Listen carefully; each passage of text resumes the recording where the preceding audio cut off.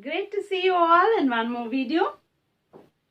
Today I will be teaching you how to make LCM and HCF, which is also one of the basics of mathematics. Right? Let's get started. Firstly, I'll start with HCF. HCF is nothing but highest common factor. It's also called GCD. GCD means greatest common divisor. But now the term that is prominent is HCF, highest common factor. How do we do this? Suppose there are two numbers, 10 and 50. How do we find the factors? Yes, before we get into the factorization, we should be thorough with the divisibility test. Yeah, what is divisibility test? Generally, when we do this HCF or LCM, we use the prime numbers. What are the prime numbers? 2, 3, 5, 7, 11, 13, and it goes on. What are these numbers? What's so peculiar about them? Why do you call them prime numbers? Yes, I will tell you why they are called prime numbers.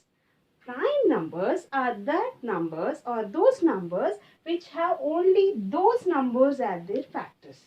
That is 2. 2 is nothing but 2 into 1. You don't have any other factor other than 2. Yes, 3. 3 again you have 3 into 1. No other factor. Whereas if you see 4, you can say 2 into 2 is 4. This is not a prime number. Yes, 5. 5 is again 5 into 1. Only 1 is a factor. So, only 5 and 1 is a factor. Those numbers are called prime numbers. Now, if you say 6, 2 into 3. That's not a prime number because it has other numbers 2 and 3 other than 1 and 6. So 6 is not a prime number. When you come to 7, 1 and 7. Only those are the factors. So that is a prime number. If you go to 8, you have 2 into 4, 2 into 2 into 2. So you have 2 and 4 other than 8 and 1. That is not a prime number. You go to 9, it is 3 into 3. So other than 1 and 9, you have 3. So that is not a prime number. 10 again, 2 into 5. 2 and 5 are there. So that's not a prime number. 11, 1 into 11. That way you have many prime numbers. 11, 13, 17, 19. And whenever you are factorizing, you use only prime numbers. That is the most simplest form of doing the factorization. Only these numbers we use. So now we are going to learn the divisibility test of 2, 3, 5. Right? Firstly, 2. The divisibility test of 2 is, when you want to find if a number is divisible by 2, how do you do it? Firstly, what you see is, you see the last digit. The last digit must either be 0, 2, 4, 6, 8. Okay, these are also called as even numbers. Only if the last digit is either 0, 2, 4, 6 or 8, then that number is divisible by 2. If at all the last number is not 0, 2, 4, 6, 8, you have the next choice. You cannot divide it by 2. So you take your next number. What's your next number? Yes, it's 3. So now the divisibility test of 3. What do you do for the divisibility test of 3 is you add the digits. Divisibility test of 3 is add the digits. That is, for example, what is it? Now if I say 36, I add 3 and 6. How much is it? 3 plus 6? 9. Is 9 divisible by 3? Yes, so 36 also is divisible by 3. Now this is small number, so it is simple for you. 7, 5, 6, 3, 6. Is this number divisible by 3? Let us see. 7 plus 5, 12. 12 plus 6, 18. 18 plus 3, 21. 21 plus 6, 27. Is 27 divisible by 3?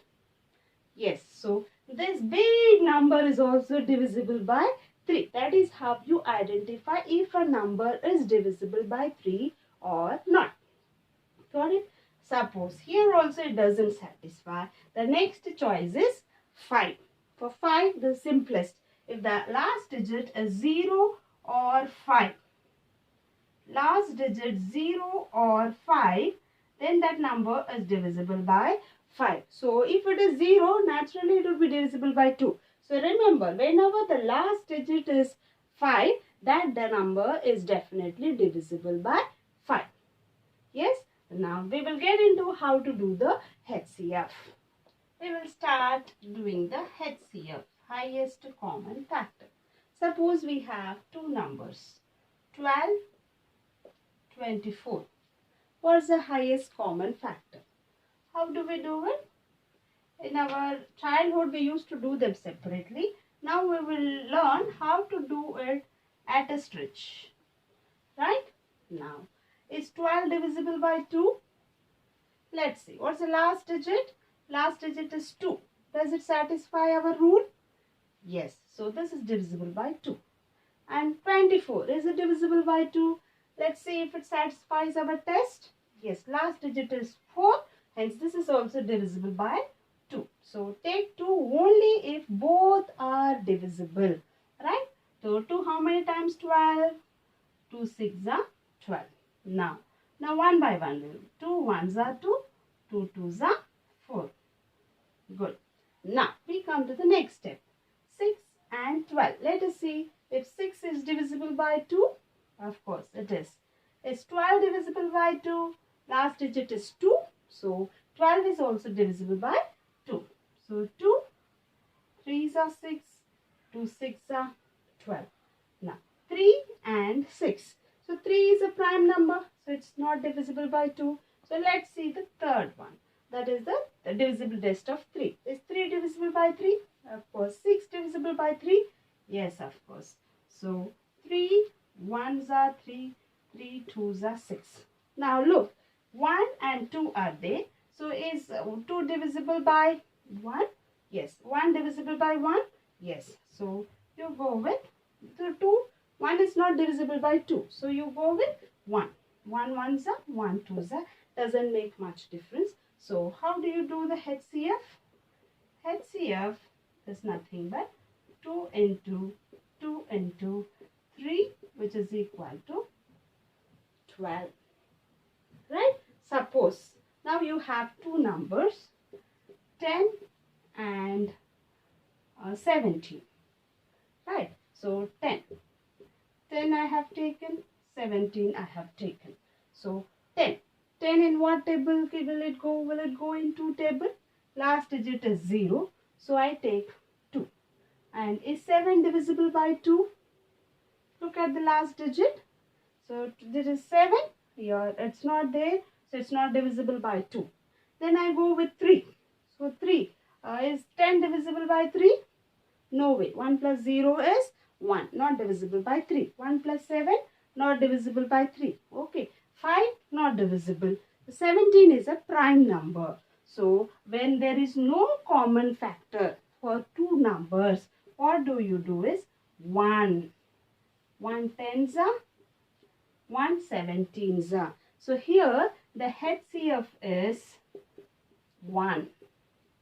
So generally when there is a HCF, you should see if there is any common link. If it is not there, your HCF is 1. This you should keep in mind, because even for prime numbers, the factor is that number plus 1. So when there is nothing common, no factor common, you write 1 as the highest common factor.